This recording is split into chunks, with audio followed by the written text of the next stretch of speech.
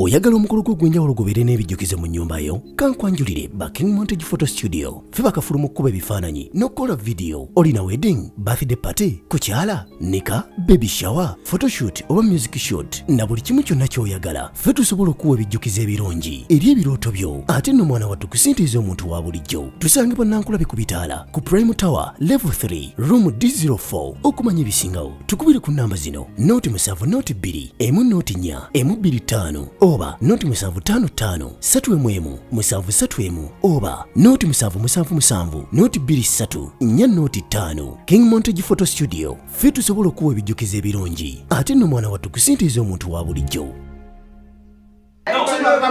Abaana bange bakaba amazima. Olaba Ivan ayogedde bwati. Muzee olaba Ivan ayogedde bwati. Kwanza basa kubuza kibuzo. Ndayina soka kwata. Omuntu yamulagamba labira nakwata kayowizo. Kwaye mbala beswaza. Okusika kayowizo.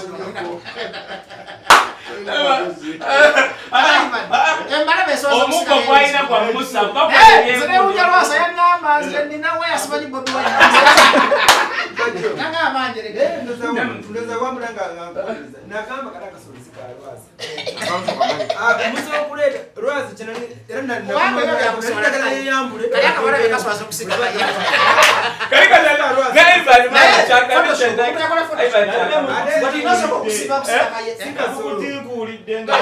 No, nabadde omanyi kyebangambye kasebye ebigambo kola count. No, kusobola. Nterekyenoonyalwasa. Omanyi kati olaba ino amateeka bane baidawe baba mawuli bakuloga. Soko semukaganga baba. Bate mutamu kufuma bantu. Njaga tutubere balugana tukulapane. Mukole ku mawuli agazimbebwa. Bosanga kirungi kubbaje kyogere. Bosanga ekibi nga kitera family ekireke.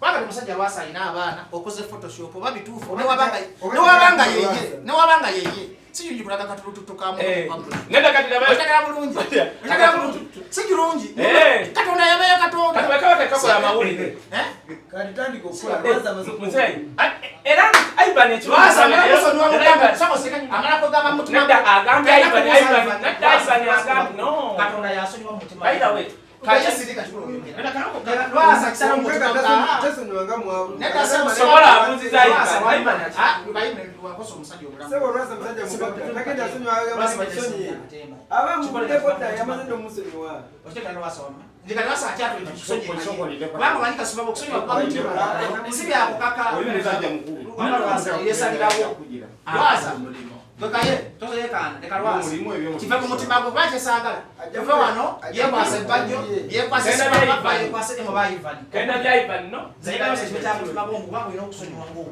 nawo kimaika tonda kusonyiwa bibi nawo ino kusonyiwa yempera yakabizo kwa Ivan jango saleo Ivan jango saleo tukumanyira jango saleo ndoina byosalawa kuwadde ku ssimu kumpa ku ssimu kubeeranga koteri wano mu Uganda alina pasose kuyitalenga Ivan sagala muntu agembera musajja ama Ivan salawo ebbanga lyonna Ivan notomugala okugamba omusente ziri wano Ivan salawo akati bannaye tasimuleta jaga nkofira premse kulabe Nze ndi ku live baba akwata kandi ko chairman wewe mu Uganda jaga nkofira chairman wewe bangambye kayita sobe sebo nasobezza bali live wenda ali live sebo ni musiru Ivan no nino kubeera Ivan gwe nino kubeera kuba byonna byadde live era okutuuka nga tuli live Ivan munondoza bebawa bemuzeeyi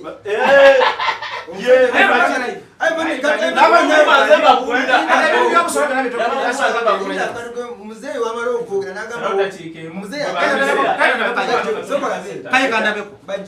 sebo bali wano muzeeyi agambye bajjo agambye ono jango netonde kati gwani akaluyimira maaso gaffe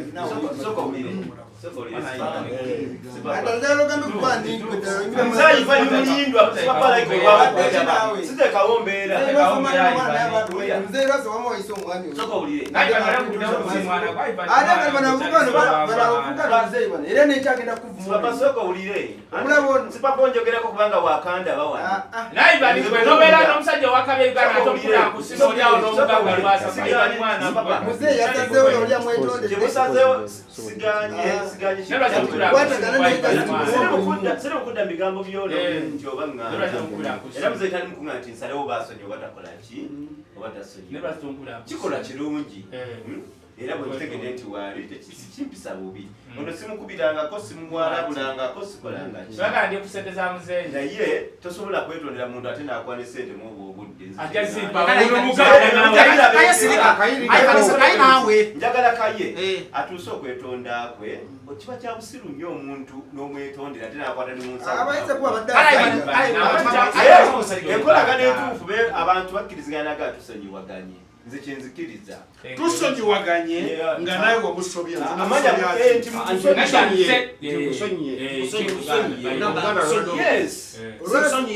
muntu musonyi era sikwata ku mutima gwa muzeeyi lwasa musajja muzadde musajja mugagga bwaba agadaizo nogamba tulina amakulu obedda balina amakulu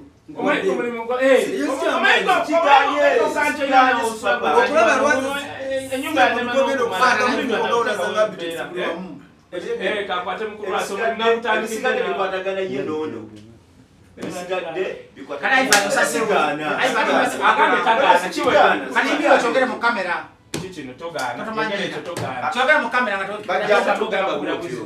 ndi musajja mukulu so basebo ne bajjabo ndi musanyufu kaye wabanga asobodde okutuuka ewali muzeeyi kwanza yamuntuma naye nga zisobola kumumalaga mukubira simu simanyi wasangibwa so bwabanga atuuse wano ze kinsanyusa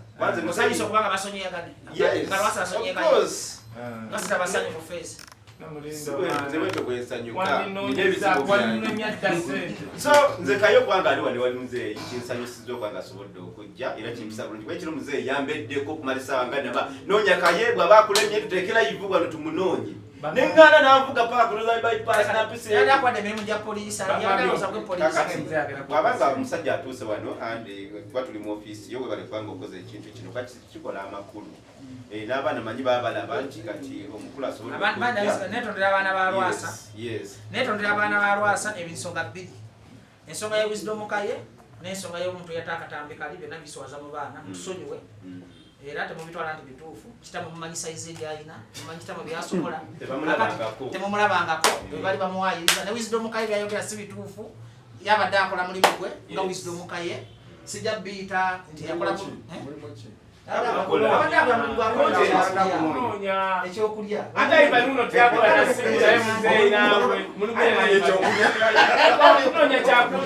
muzeeyi mbadde nsaba oteki otwale omukulu gunoatutuniza Lwasa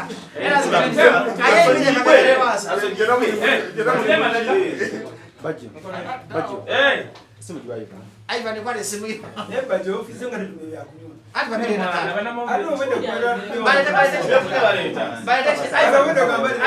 Ivan itomara kwaita hivyo Lwasa yakole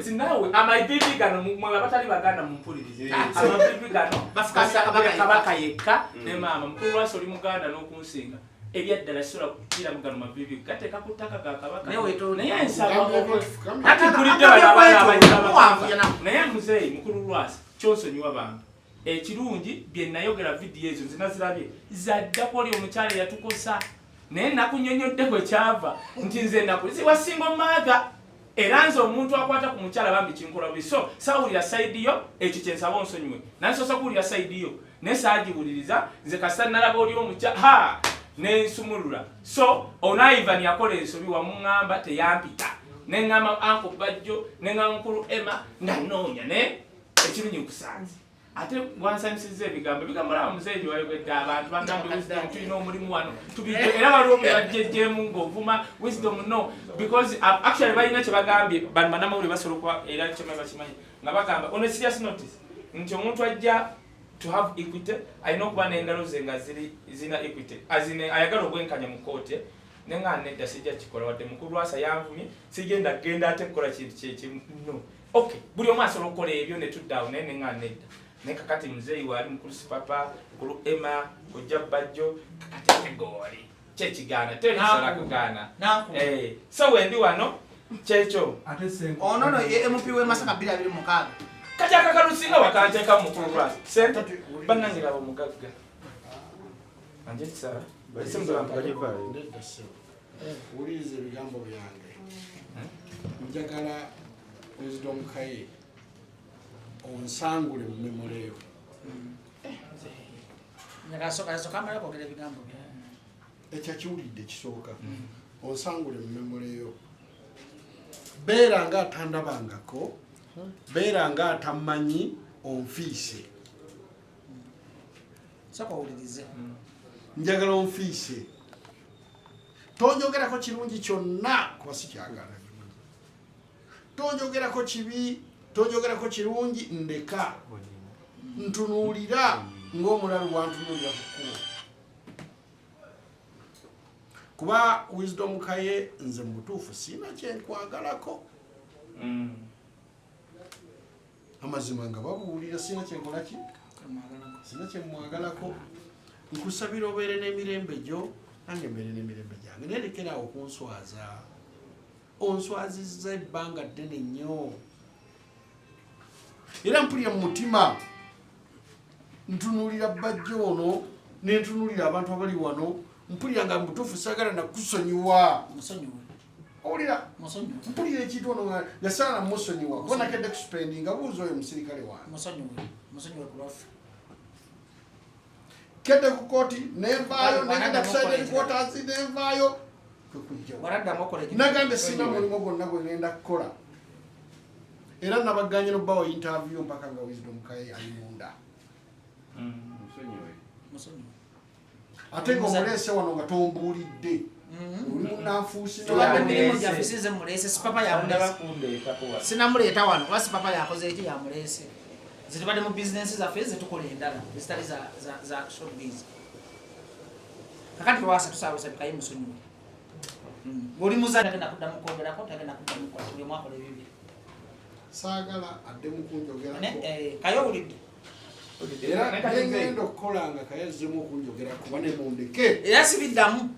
Nange ndi mawulire. Nze ntuuziza lwasa wano ne basipapa. Kaye waddamu okuleberako ng'azzeemu okuleberako lwasa bajjo sibidde. Saagala addemu kunjogerako kigambo kyonna. Oba kirungi. Tandabangako. N'ekirungi saagala. Talina kyoyagala. Saagala kirungi, saagala bibi. Njagala abeere nga atandabangako. Omulimu teri. Mzee, ate omulimu tombadde. Taddi. Mzee, Tekibonero kati kokolaga mu Kristo papa we yagambye. Nsaba onzikirize mzee. Ngenda kutandika okukola nga mu Kristo papa yangambye. Ate ng'Ivan ono ajja kundirectinga gwe tofaayo. Tofaayo kyayibani. Mukulu Ivan ono mundekere tujja kwogera. Naye sisobola kuva mu maaso go nga sirina mulimu. Nkaye sokove ku bintu. Sinabala sokova.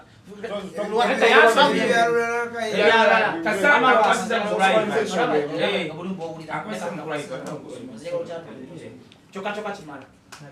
Era bwaddamu okukola ekintu kyonna kirala mu kamera. Ekyokola nga kyoyagala. Kaye awanise emikono akusonye mu gwego mu kifo. Mzee. Amina. Nedda ssebo, nedda abaganda bagamba. Mzee wampala mudde nnyo, nenseka, naye nga wadde Katonda wange ozzeeko n'omulimu. Nze Mr.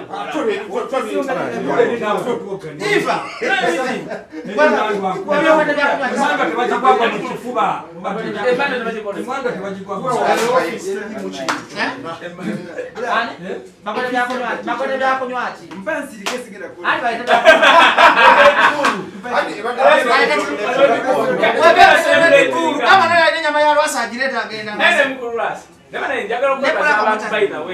Badamawuli njagala okubeebaza era kino kiwe ekyokuyiga babloga mwenna abali eyo because nze ekiruzi nadde sibayi mukulu lwasa nti akola live nga tepejje aga Katonda mukulu nga Katonda ndaba sigifollowingangako bajjira naye nasuze ntudde ono akubira kino ono akubira kino njagala okubaza Uncle Bajjo mukulu Sipapa mukulu Emma n'abalala abagala okujja wano kubanga ekyo kiraga obuvunaanyizibwa kiraga nti no waliwo abakwagala kubanga waliwo abantu nze Kampala abampita mbutufu n'otokola ki n'otonyoma njagala okubaza mukulu Sipapa era bwe batugambye nti no mukulu lwasa ali wano Yabalagiridde wano.